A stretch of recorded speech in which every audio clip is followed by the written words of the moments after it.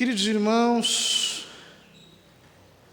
antes de iniciar a pregação, só queria dizer que temos lugares aqui na frente. Se alguém quiser se sentar, tem lugares. Aqui do outro lado também, enfim.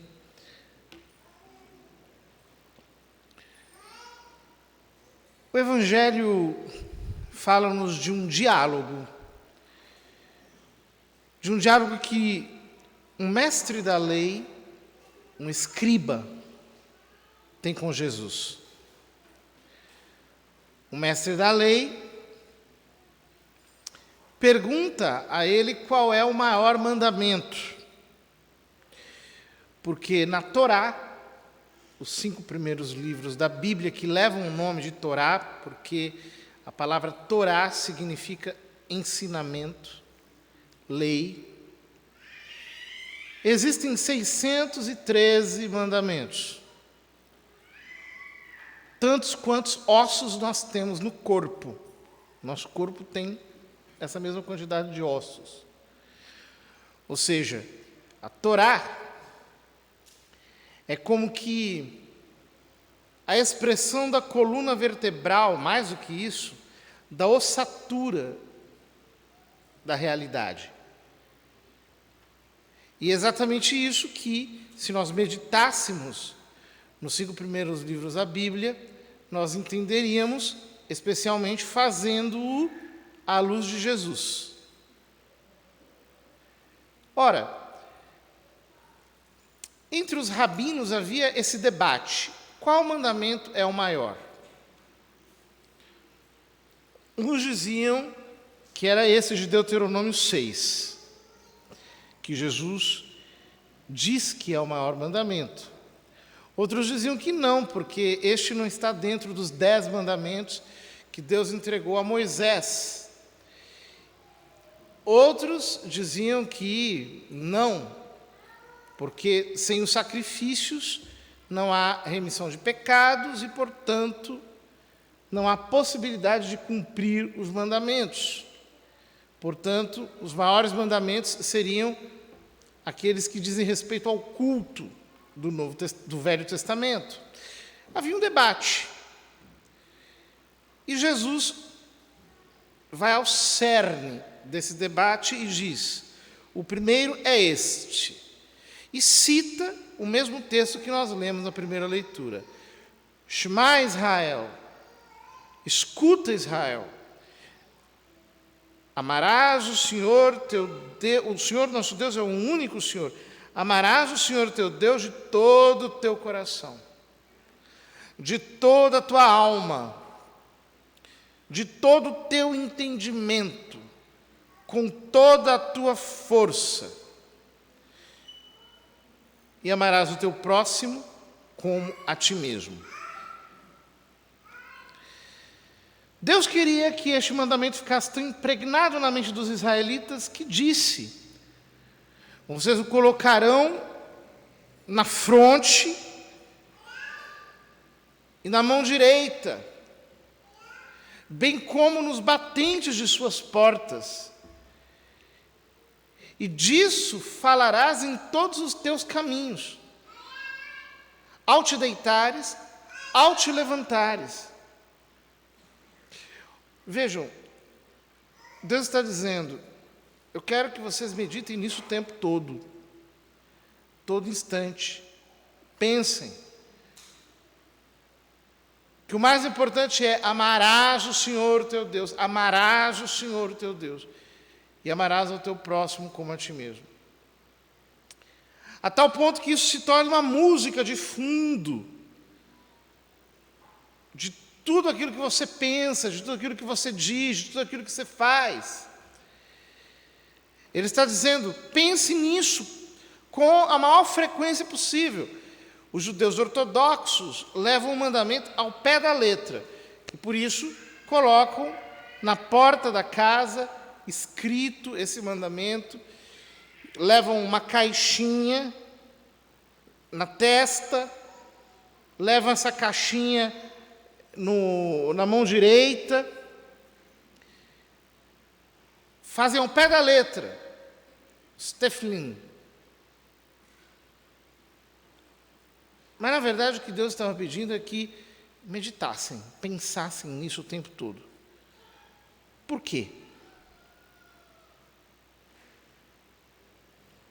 Isso revela algo da identidade de Deus, do caráter dele.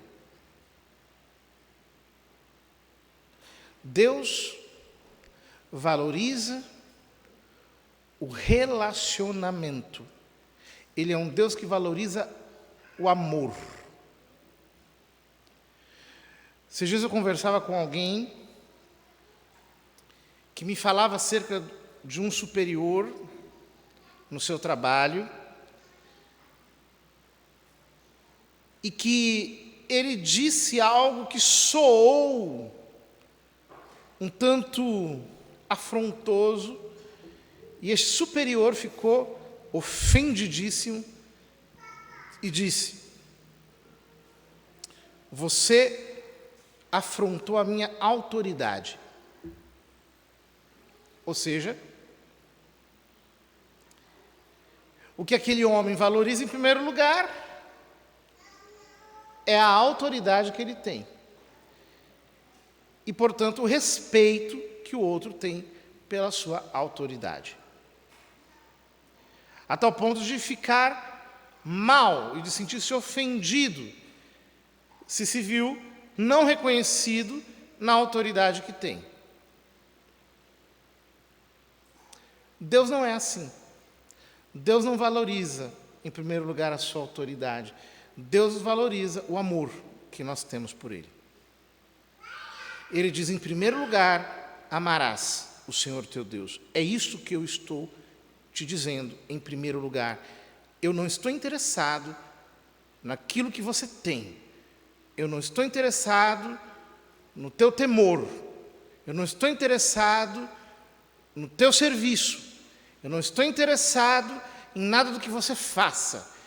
Os meus olhos queimam de fogo pelo teu amor. É nisso que eu estou interessado. Ele se volta para nós com interesse, pelo amor que nós tenhamos por Ele. Agora, isso é absurdamente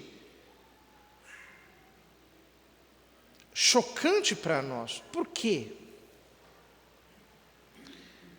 Ele é Deus.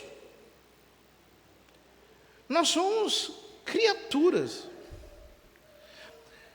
A distância que existe entre Ele e nós é infinitamente maior do que a que existe entre nós e uma pulga.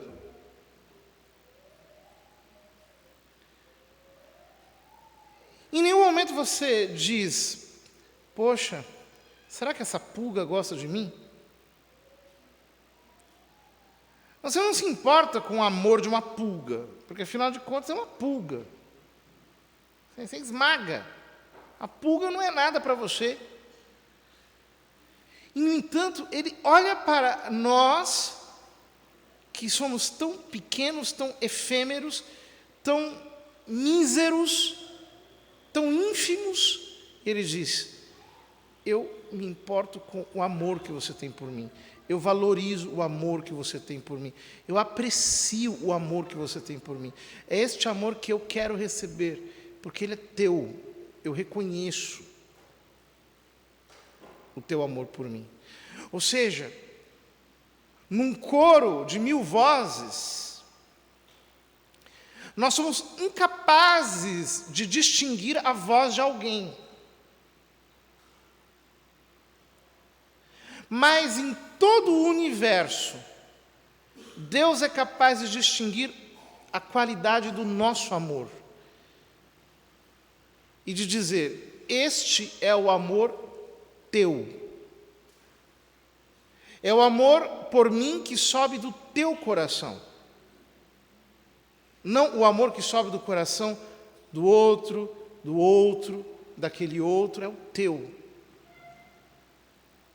Eu consigo reconhecer a tua voz, eu consigo reconhecer o teu timbre, a tua tessitura, a tua densidade. Eu te valorizo. E este que nos valoriza não é uma pessoa igual a nós. Porque quando nós encontramos alguém que nos valoriza, a gente fica contente. Uma pessoa qualquer que diga, olha, a gente gosta de você, eu gosto de você. Poxa vida, isso é gostoso de se ouvir. Ontem eu escutei um negócio desses, fiquei contente. Fui numa diocese aí, me falaram no final da conferência, a nossa diocese ama o Senhor. Eu fiquei todo derretido. Falei, é recíproco, todo mundo fez, oh, porque é gostoso ouvir isso.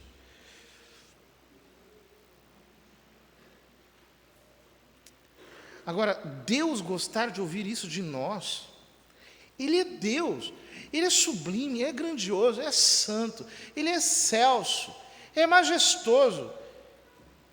E Ele se importar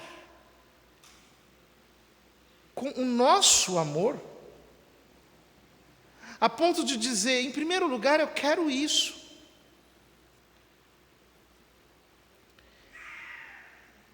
Ninguém nos valoriza como Deus.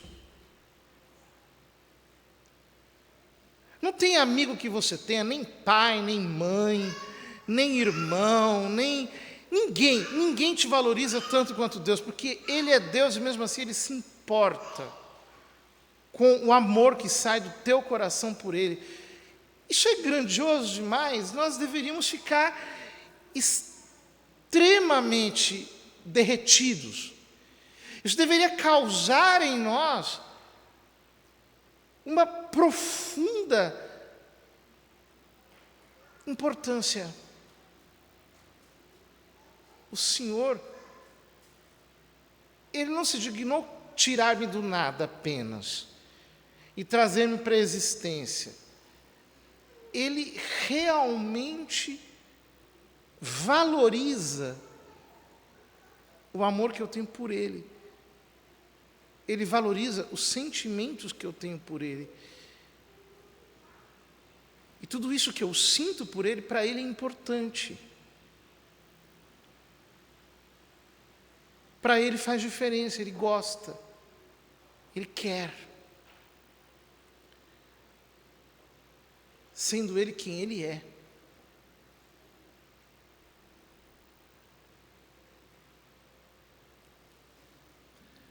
Por isso, o primeiro mandamento revela muito do caráter dele, o quão gracioso, o quão amoroso, o quão terno, o quão compassivo. E como nós podemos vê-lo assim, o quão grandioso e ao mesmo tempo o quão amoroso, como ele é, e deixá-lo de lado. Sim, porque nos nossos dias as pessoas tratam a Deus com desprezo. Elas não querem rezar porque, tanto faz. Eu vou sair hoje, não vou para a missa. Vou aproveitar um pouco o dia. Eu não vou fazer minha abstinência porque não importa. Eu não vou me dedicar a Deus assim, a adorar. Isso é bobagem. Não tem importância nenhuma. E mais, a gente coloca o segundo mandamento no lugar do primeiro, então parece que a verdadeira religião é apenas nós ficarmos ajudando as pessoas ou fazendo algo por alguém. E é impressionante como isso entrou na mentalidade dos modernos. E todo mundo, no fundo, acha que o máximo do amor é fazer algo por alguém.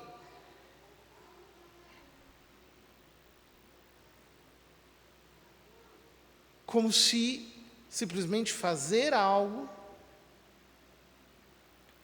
mostrar serviço, importância, fazer uma diferença prática, no que diz respeito a Deus, fosse a coisa mais valiosa. E ele diz: não.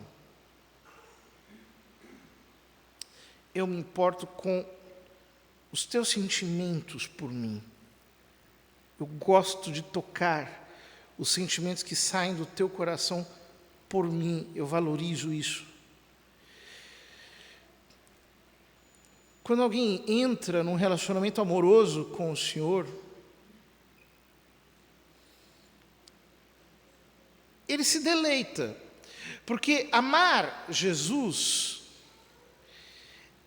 é o primeiro mandamento, mas não é um mandamento que nós possamos fazer como alguém que espreme o coração para ver se dali sai algum suco de amor. Não é isso. Muitas pessoas tentam amar Jesus com o seu coração humano, tentando como que espremê-lo com um limão, com uma laranja, para extrair daí algo de amor. Não. Nós não conseguimos amar o Senhor desse jeito. Por quê? São João diz na sua primeira epístola: filhinhos, nisto consiste o amor. Não fostes vós que amastes a Deus, mas foi Ele que vos amou primeiro. Ou seja, se eu não consigo perceber a grandeza do amor dele por mim,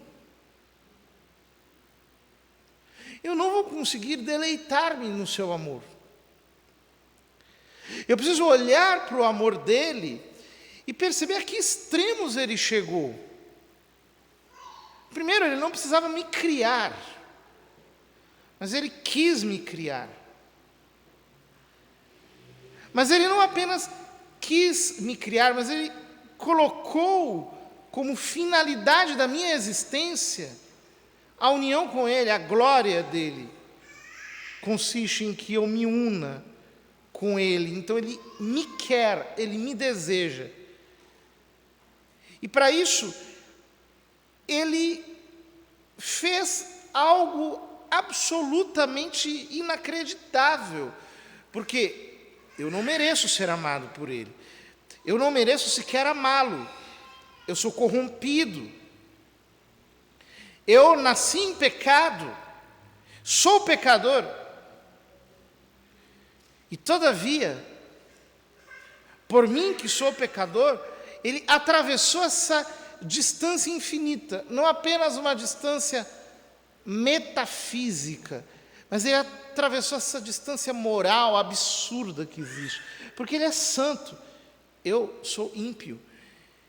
E aí ele veio, por minha causa se fez homem. E se fez homem, não no meio dessa geração tecnológica, mas no atraso daquele tempo, com todas as incomodidades que ele teve. Jesus não soube o que é um colchão como aquele em que você dorme. Não soube o que é um tecido como este que você veste. Jesus não soube o que é ter gás em casa ou água encanada. Ele não tinha ar-condicionado nem ventilador. Ele colocou o nosso bem, por assim dizer, acima do bem dele. E se importou com a nossa salvação mais do que com a glória que ele merecia por ser a segunda pessoa da Trindade. E como se isso não bastasse, ele quis sofrer a morte.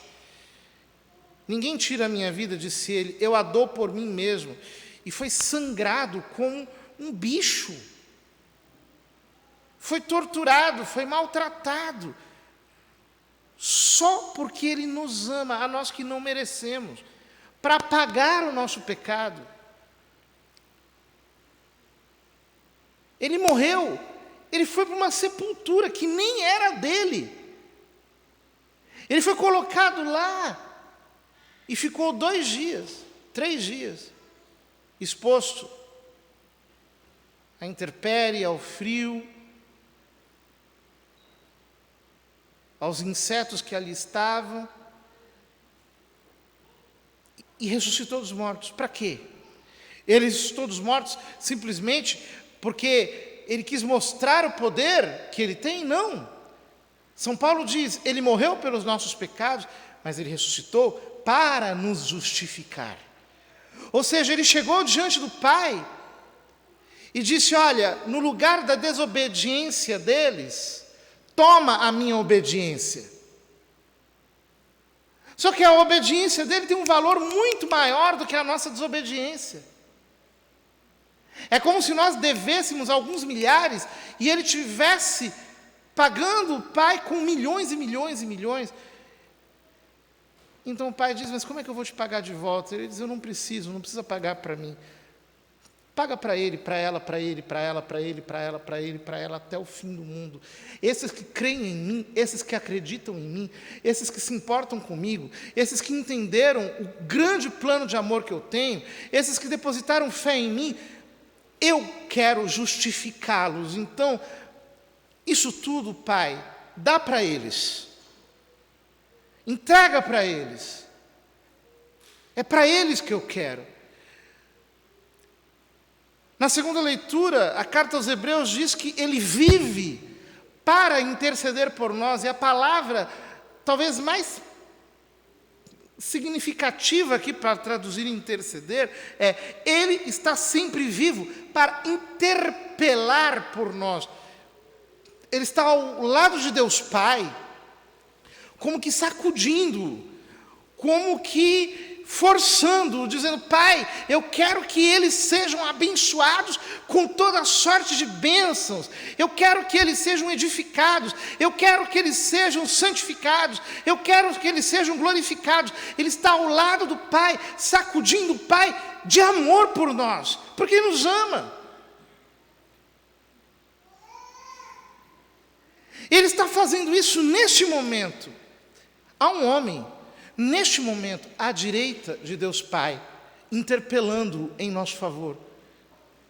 Este homem, Cristo Jesus, vive eternamente para isso. Tão grande é o amor que Ele nos tem. Ele está lá sacudindo o trono de Deus Pai para nos abençoar, para nos santificar, para nos glorificar, para nos fazer um com Ele. E a única coisa que Ele exige de nós é, me amem, confiem em mim, confiem no meu amor, depositem a sua fé em mim, a sua confiança em mim, se unam comigo. A única coisa que eu peço é isso.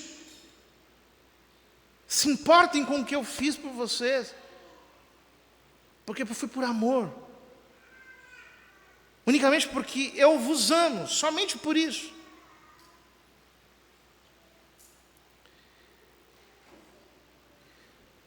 Como não deleitar-se na grandeza de um amor tão gratuito e tão exuberante como esse? Aí você diz para mim, que bom ouvir isso tudo. Só que tem um problema. Eu continuo sendo pecador. Apesar de Ele ter feito tudo isso, eu continuo sendo falho. E por isso eu não consigo viver a intensidade desse derramar de amor sobre mim. Porque quando eu chego na presença dEle, eu estou carregado de iniquidades. Só que a palavra diz que os céus dos céus não podem contê-lo, mas Ele habita com o humilde e quebrantado de coração. Ou seja, o amor dele por nós é tão grande, que que não somos apenas nós que nos deleitamos na força do seu amor. Ele também se deleita em nós quando nós nos mostramos fracos aos pés dele. Quando ele nos vê quebrados, contritos, quando ele olha para o nosso coração e vê que em nós há confissão, há reconhecimento do nosso nada, há a sensata percepção de que nós não conseguimos e que precisamos ser salvos. Quando ele olha para nós e encontra, junto com a fé, a contrição, junto com a nossa confiança no amor dele, quando ele encontra o nosso nada, então ele nos batiza com o seu amor, ele nos mergulha. Ele diz: agora você chegou naquela posição em que eu posso mostrar que nem a morte, nem a vida, nem os anjos, nem os principados, nem as potestades, nem as alturas, nem as profundidades, nem nenhuma outra criatura poderão nos separar do amor de Deus que está em Cristo Jesus. Quando você se quebrou, se esmigalhou, deixou de ser altivo, então as portas dos céus se abrem. E aí você descobre que Ele é tudo. Ele, Jesus, Ele é tudo. Ele. É Ele que importa. Nós temos um sacerdote. Nós temos um sumo sacerdote, é Ele. Nós temos um Salvador, nós temos um Redentor, é Ele. Ele é tudo. E eu posso encontrá-lo todos os dias na palavra, eu posso encontrá-lo todos os dias na graça, eu posso encontrá-lo todos os dias na Eucaristia, eu posso encontrá-lo todos os dias, muitas vezes, e posso viver dependendo dEle, viver para me unir com Ele, viver para estar intimamente ligado ao coração dEle. Hoje, uma pessoa me lia um cartão que foi escrito por uma religiosa, há uns 50 anos atrás, no dia da sua profissão religiosa, e ela disse: agora eu sei que Jesus é tudo, e doravante a única coisa que eu quero é amar Jesus, e amar Jesus, e amar Jesus, de tal modo que, recebendo o meu amor, ele se esqueça de todas as desfeitas que os homens lhe fazem. Quero viver unicamente para Ele. Isso não é uma prerrogativa apenas de uma alma que se consagrou pela vida religiosa. Deveria ser o sentimento de todos os cristãos. Nós deveríamos perceber isso. A única coisa que importa é amar Jesus, é viver para Ele, é conhecê-lo. Porque Ele é o Deus encarnado. Ele é o Deus que se fez homem. E Ele é o instrumento de salvação, pelo qual Deus nos salva, Ele. A única coisa que eu preciso fazer é crer e amar. A única coisa que eu preciso fazer é crer e amar. E que maravilha que o que Ele me pede é que eu me declare culpado. Isso é tão louco, porque Ele poderia dizer assim: olha, para receber o meu amor, pelo menos eu exijo de você um currículo limpo. Só isso. Eu exijo de você uma folha de serviços, pelo menos sem grandes iniquidades. Não, Ele diz: eu tenho prazer que você chegue para mim e se declare culpado. Porque é aí que eu vou derramar o meu amor para valer. E eu vou chegar com a minha presença em você, você vai descobrir quem eu sou, eu vou me derramar, e você vai conhecer mais o meu amor, e você vai mergulhar nas profundidades dele, porque eu quis habitar com os quebrantados, com os contritos na terra.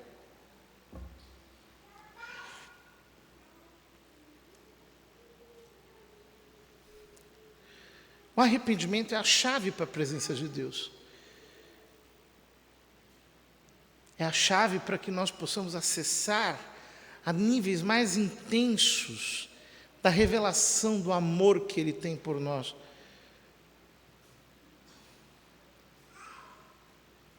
E no fundo, essa é a única coisa que interessa. Não é mais nada. No fundo, é isso. Amá-lo. É recuperar a centralidade do primeiro mandamento. Claro, o segundo mandamento existe, mas se não for o segundo, nós não teremos força de cumpri-lo.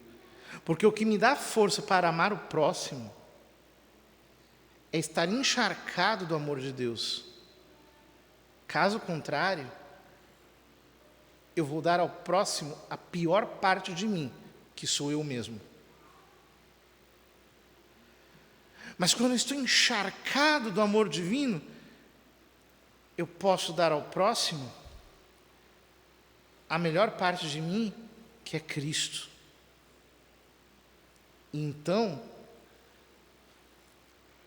nós efetivamente poderemos cumprir o segundo mandamento. É verdade que muitas pessoas são perversas, são cruéis,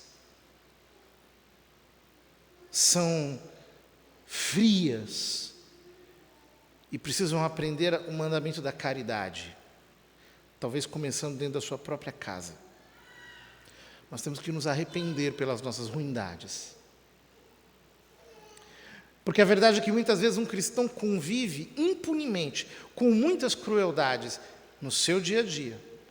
Palavras de humilhação, de desprezo, de desconsideração, de indiferença, de sujeição, de amargura. Mas o único jeito de nós chegarmos a essa posição em que o amor vai fluir entre nós e as pessoas que estão à nossa volta, é que nós reconheçamos que nós temos fingido de amar a Deus. Esta é que é a verdade. Nós temos tido uma religião falsa, estética, exterior, como eu dizia ontem aqui no seminário de vida na igreja. Tem muitos que seguem uma cultura cristã e não a Jesus Cristo. Que seguem uma cultura cristã e não o Evangelho de Deus. E por causa disso, passam a vida inteira sem ser renovados pela juventude desse amor sobrenatural. E por isso, só produzem frutos de maldade, de desamor, de crueldade. Veja os frutos que você produz. Olhe para os frutos da tua vida. Veja o que você está fazendo. Veja o que está sendo produzido. Veja quais são as palavras que saem dos seus lábios. Quais são os sentimentos que saem do teu coração. Quais são os pensamentos que saem da tua mente. Se não for amor sobrenatural,